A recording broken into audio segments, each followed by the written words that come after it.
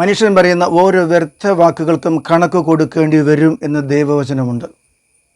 മരണശേഷം ഈ വ്യർത്ഥമായ വാക്കുകളുടെ കൃത്യം ഡേറ്റ് അടക്കം എത്ര എണ്ണം പറഞ്ഞെന്നുള്ള കണക്ക് എഴുതി കൊടുത്താൽ കടമ്പ കടന്ന് സ്വർഗത്തിൽ പോകാമെന്നാണോ? വിവരമുള്ളത് മനസ്സിലാക്കണം.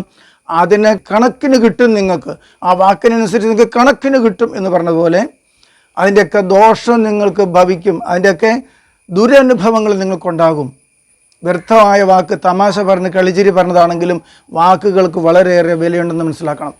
ഞാൻ ഒരു അനുഭവത്തിൽ നിന്ന് ചുരുക്കി ഞാനെന്ന് പറയാൻ പ്രിയപ്പെട്ടത്, ഒത്തിരിയേറെ സ്വത്തുണ്ടായിട്ടും അഴകുള്ള മകളായിട്ടും കുടുംബ മഹിമയുണ്ടായിട്ടും വിവാഹം നടക്കാനാവാതെ 40 വയസ്സുവരെയും വിവാഹം ആലോചിച്ച് മടുത്ത ഒരു പിതാവ് ഒരു വചനപ്രഭാഷണം തന്നെയാണ് എന്നെ സമീപിച്ചപ്പോൾ പറഞ്ഞത്, ഇനി ഏതെങ്കിലും മുല്ലാക്കന്മാരെയോ മൂത്ത മന്ത്രവാദികളെയോ കാണേണ്ട ഗതികേടിലാണ്. കത്തോലിക്കരെ കൊണ്ട് ആരെ കൊണ്ട് പരിഹരിക്കാൻ പറ്റില്ല. സകല ധ്യാനകേന്ദ്രങ്ങൾ കയറി ഇറങ്ങി, സകല വലിയ ധ്യാനഗുരുക്കന്മാരും കൈവച്ച് പ്രാർത്ഥിച്ച് ഒരു ഫലം ഉണ്ടായിട്ടില്ല എന്നൊക്കെ പറഞ്ഞു. അങ്ങനെ പറയേണ്ട ഒരു ഗതികേടിൽ അങ്ങനെ എത്തി. ഞാൻ ആ വിഷയം പരിഗണിക്കാമെന്ന് ഏറ്റു. ഇത് 3 മാസം കൊണ്ട് വിവാഹം നടത്തി. അതിൻ്റെ കാരണം അയാളുടെ വ്യർത്ഥമായൊരു വാക്കായിരുന്നു. അയാളുടെ വാക്കിൻ്റെ ദുർഫലമായിരുന്നു അടിസ്ഥാനപരമായി ആ വിഷയത്തിലുണ്ടായിരുന്നത്. അത് പരിഹരിച്ച് അതുമായി ബന്ധപ്പെട്ട് പരിഹരിക്കേണ്ട രീതിയിൽ ഞാൻ പറഞ്ഞു കൊടുത്തു. ആ പ്രശ്നം പരിഹരിച്ചു. പക്ഷേ അങ്ങനെ ഒരു ഫലം ഉണ്ടായി എന്ന് പറയുമ്പോഴും ആ വിവാഹം വേർപിരിഞ്ഞു. എന്തുകൊണ്ട് സംഭവിച്ചു? 2 വർഷത്തിനുള്ളിൽ ആ വിവാഹം വേർപിരിഞ്ഞു. എന്താണ് സംഭവിച്ചത്? എന്നെ സംബന്ധിച്ച് വളരെയേറെ ആഘാതമുണ്ടാക്കുന്നൊരു വിഷയമായിരുന്നു. ആ ദൈവാനുഗ്രഹമല്ലെന്നാണോ? അതുകൊണ്ടല്ല. ഇദ്ദേഹം എന്നോട് പറഞ്ഞ ആദ്യത്തെ സങ്കടം പറഞ്ഞിരുന്നത്, ഞങ്ങൾ കുലമഹിമയുള്ളവരാണെങ്കിലും സ്വത്തുള്ളവരാണെങ്കിലും ശരി, ഇനി ഒരു പ്രതീക്ഷ എനിക്കില്ല. അവൾക്ക് കുഞ്ഞുണ്ടാകാവുന്ന ഒരു സമയം കഴിയാറായതുകൊണ്ട് ഇനി ഏതെങ്കിലും ആദിവാസിയോ വികലാംഗനോ തീരാരോഗ്യമോ മാനസരോഗിയോ ആര് വന്നാലും ആണായൊരുത്തൻ എൻ്റെ മകളെ ഇഷ്ടമാണെന്ന് പറഞ്ഞ് ഞാൻ കെട്ടിച്ചു കൊടുക്കും.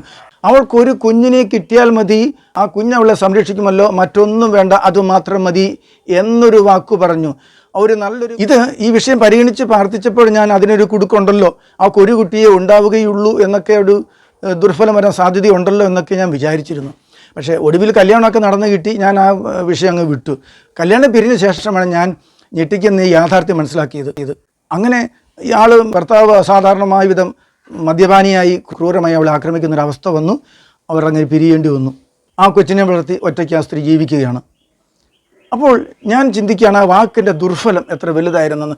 അവൾക്കൊരു കുഞ്ഞിനെ കിട്ടിയാൽ മതി, ആ കുഞ്ഞവളെ സംരക്ഷിക്കുമല്ലോ, മറ്റൊന്നും വേണ്ട, അതുമാത്രം മതി എന്നൊരു വാക്കു പറഞ്ഞു. അവൾക്ക് നല്ലൊരു ഭാവി കിട്ടുമല്ലോ, നല്ലൊരു കുടുംബജീവിതം കിട്ടുമല്ലോ എന്നൊരു വാക്ക് അതിനകത്ത് വന്നില്ല. ഒരു കുഞ്ഞ് മതി എന്നും പറഞ്ഞു. രണ്ടാമതൊരു കുഞ്ഞും കൂടി ആയിട്ട് വേർപിരിയാൻ ഇടയായില്ല. ഒരു കുഞ്ഞിനെ കിട്ടി വേർപിരിഞ്ഞു. ഇതൊക്കെ അതിശയപ്പെടുന്ന യാഥാർത്ഥ്യങ്ങളാണ്.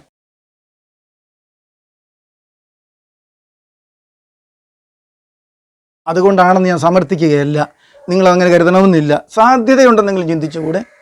ഇനി വാക്കുകൊണ്ട് ദുർഫലമാണ് എന്നൊന്ന് ഉറപ്പാണ്. 40 കൊല്ലം കറങ്ങി നടന്നത്. ഒടുവിൽ വാക്കിൻ്റെ ദുർഫലമാണെന്ന് ഞാൻ കണ്ടെത്തിയത്. എന്തായിരുന്നു ആ വാക്കിൻ്റെ ദുർഫലം എന്നറിയാം? വിവാഹം മുടക്കിയത്. ഇയാൾ വിവാഹം മുടങ്ങിയ മറ്റൊരു യുവതിക്ക് വേണ്ടി ഒത്തിരി പ്രാർത്ഥിച്ച് നടക്കാതെ വന്നപ്പോൾ ഇയാൾ വിശുദ്ധ കുർബാനയിൽ നോക്കിക്കൊണ്ട് ആ യേശുവിനോട് പറഞ്ഞു, എൻ്റെ മകൾക്ക് എന്തെങ്കിലും അനുഗ്രഹം അങ്ങ് കരുതി വെച്ചിട്ടുണ്ടെങ്കിൽ അതെടുത്ത് ഇവൾക്ക് കൊടുക്കുക, ഇവളുടെ വിവാഹം നടത്തി ഇവളെ ആശ്വസിപ്പിക്കുക എന്ന് പറഞ്ഞു. 10-15 വർഷങ്ങൾക്ക് മുമ്പ് അയാൾ പറഞ്ഞ കാര്യമൊക്കെ മറന്നുപോയതാ. അതൊക്കെ പരിശുദ്ധാത്മാവ് വെളിപ്പെടുത്തി ചോദിച്ച് കൃത്യം അങ്ങനെ പറഞ്ഞതാണെന്നൊക്കെ പറഞ്ഞു. അതാണ് ഈ തടസ്സത്തിന് കാരണമെന്ന് കൃത്യം കണ്ടെത്തി അതിന് പരിഹാരം ആണ് ഞാൻ ക്രമീകരിച്ചതും അയാളെ കൊണ്ട് ചെയ്യിപ്പിച്ചതും ഒക്കെ. അപ്പോൾ അതല്ലെങ്കിൽ പിന്നെ എന്തുകൊണ്ടാണ് ഇത്രയും കാലം 20 വയസ്സ് മുതൽ 40 വയസ്സ് വരെ 20 കൊല്ലം ആ വിവാഹം മുടങ്ങിയിട്ട് ഈ പ്രശ്നം പരിഹരിച്ച ഉടനെ ആ വിവാഹം നടന്നത്? പ്രിയപ്പെട്ടവർ, വാക്കുകൾക്ക് വളരെയേറെ ദുർഫലമുണ്ട്. നിങ്ങൾ കരുതി സംസാരിക്കണം. അബദ്ധവശാൽ എന്തെങ്കിലുമൊക്കെ നമ്മൾ പറഞ്ഞു പോകുമായിരിക്കാം. അതൊക്കെ നമുക്ക് നെഗറ്റീവ് ആണെങ്കിൽ അത് പോസിറ്റീവ് ആക്കി പറയാനുള്ള ഒരു ശ്രദ്ധയുണ്ടാവണം. നാം കേട്ടിട്ടുണ്ട് പലരുടെയും മരണമായിട്ട് ബന്ധപ്പെട്ട് ഒത്തിരി കേൾക്കാറുണ്ട്, ആ വാക്ക് അറം പറ്റി, ഞാൻ ഇനി വരുമെന്ന് അറിയില്ല എന്ന് പറഞ്ഞിട്ട് പോയി, പിന്നീട് ഡെഡ് ബോഡിയാണ് വരുന്നത്. ഈ രീതിയിലൊക്കെ പലരുടെയും ചില വാക്കുകൾ അറം പറ്റി ആ മരണത്തിന് കാരണമായിരുന്നു. അതൊരു ആശ്ചര്യമായ കാര്യമാണ്. അങ്ങനെ വാക്ക് പറയുകയും ചെയ്തിരുന്നു, വൈകാതെ മരിക്കുകയും ചെയ്തു എന്നുള്ളത് അറം പറ്റിയതാണ് എന്ന് പലരും പറഞ്ഞു കേട്ടിട്ടുണ്ട്. എന്താണ് അതിനകത്തെ ആത്മീയ വശം എന്ന് നമുക്ക് ചിന്തിക്കണം. നമുക്ക് ഒന്നാമത് പറയണം, വ്യർത്ഥമായ വാക്കുകൾക്ക് കണക്ക് കൊടുക്കേണ്ടി വരും എന്ന് പറഞ്ഞത് ഈ തമാശ പോലെ വ്യർത്ഥമായി പറഞ്ഞ വാക്കാണെങ്കിലും അതിൻ്റെ കണക്കിന് കിട്ടി എന്നർത്ഥത്തിൽ അതിൻ്റെ ദുർഫലമാകാം. രണ്ടാമതൊരു കാര്യമുണ്ട്. ദൈവാത്മാവ പ്രേരിതമായി മുൻകാലങ്ങളിൽ പ്രവാചകർ എങ്ങനെയാണ് പ്രവചിച്ചിരുന്നത്? നമുക്ക് പല പ്രവാചകന്മാർ എടുത്ത് നോക്കുമ്പോൾ അറിയാം, രാവിലെ എഴുന്നേറ്റ് വൈകുന്നേരം വരെ കുറേ പ്രവചനങ്ങളെ നിരത്തി വെച്ചിട്ട് എഴുന്നേറ്റ് പോകുന്നവരല്ല. ഇവർ മറ്റു പല കാര്യങ്ങളും പറയുന്ന കൂട്ടത്തിൽ തിരികെ വരുന്നത് പോലെ ചില വാക്കുകൾ പറഞ്ഞത്. അപ്പോൾ നമുക്ക് ഏതെങ്കിലും പ്രവാചകന്മാരുടെ ഭാഗമൊക്കെ എടുത്ത് നോക്കിയാൽ അറിയാം. എക്സാമ്പിൾ, കന്യക ഗർഭം ധരിച്ച് ഒരു പുത്രനെ പ്രസവിക്കും, എമ്മാനുവേൽ നാം വിളിക്കപ്പെടും എന്ന വചനം. അതിൻ്റെ പിന്നോട്ടെടുത്ത് നോക്കിയാലോ അതിൻ്റെ മുന്നോട്ടെടുത്ത് നോക്കിയാലോ അവിടെയൊന്നും ക്രിസ്തുവിനെക്കുറിച്ച് പറയുന്ന കാര്യങ്ങളല്ല, മറ്റു പലതും പറയുന്ന കൂടെ ഇടയ്ക്ക് തിരികെ വന്നതാണ്. പരിശുദ്ധാത്മാവ് ഇങ്ങനെയാണ് ചെയ്യുന്നതെങ്കിൽ അശുദ്ധാത്മാക്കളും ഇതേ മെത്തേഡിൽ പ്രവർത്തിക്കുന്നുണ്ട്. എന്തെങ്കിലും കാര്യങ്ങളൊക്കെ പറയുന്ന കൂടെ തിരികെ വിടും, ചില ദുസ്സൂചനകളുള്ള വാക്കുകൾ തിരികെ വിടും. അശുദ്ധാത്മാക്കൾ പറഞ്ഞതും ഒന്ന് തെരഞ്ഞു പിടിച്ച് നമുക്കൊന്ന് ഡിലീറ്റ് ചെയ്യേണ്ടതുണ്ട്, അല്ലെങ്കിൽ ദുർഫലങ്ങൾ ഉണ്ടാകും. അത്ര ദുർബലമാണോ നമ്മുടെയൊക്കെ ജീവിതം എന്നൊക്കെ ചില ചോദിക്കാം. അത്രയ്ക്ക് ആരുടെയെങ്കിലും വാക്കിനാൽ ഒരു വാക്കിന് ദുർഫലത്താൽ പോകുന്നതാണ് ജീവിതം എന്നൊക്കെ ചിന്തിച്ചേക്കാം. എന്നാൽ ആ വാക്കിന് ഉത്തരം ബൈബിൾ വചനം തന്നെയുണ്ട്. വ്യർത്ഥവാക്കുകൾക്ക് കണക്ക് കൊടുക്കേണ്ടി വരും എന്ന വചനഭാഗമുണ്ട്. ഒരു കുടുംബത്തിൽ വിവാഹമാലോചന വന്നപ്പോൾ, മകൾക്ക് വേണ്ടി വിവാഹാലോചന വന്നപ്പോൾ കല്യാണം ഉറപ്പീരൊക്കെ നടന്നു. എപ്പോഴും വളരെ ദൈവവിശ്വാസിയായ, എല്ലാം ദൈവത്തിൽ ആശ്രയിച്ച് നടത്തുന്ന ഒരാൾ ആ ഉറപ്പീരിൻ്റെ ദിവസം പറഞ്ഞു, കല്യാണമൊക്കെ ആകുമ്പോഴത്തേക്കും ഞാനൊക്കെ ഉണ്ടാകുമെന്നുപോലും അറിയത്തില്ല, ഒക്കെ ദൈവനിശ്ചയല്ലേ. ആ കല്യാണത്തിന് മുമ്പേ അയാൾ മരിച്ചു. ആ കുഞ്ഞിൻ്റെ വിവാഹത്തിന് അയാൾ ഉണ്ടായിരുന്നില്ല. ആ വാക്ക് ദുർഫലമായേക്കാവുന്ന വാക്ക് നമ്മളൊന്ന് ഞാനുണ്ടാകും, അങ്ങനെ സംഭവിക്കില്ല, ഞാൻ കല്യാണത്തിനുണ്ടാവും എന്ന് മാറ്റി പറഞ്ഞിരുന്നെങ്കിൽ ഒരുപക്ഷെ നീട്ടിക്കിട്ടുമായിരുന്നില്ലേ.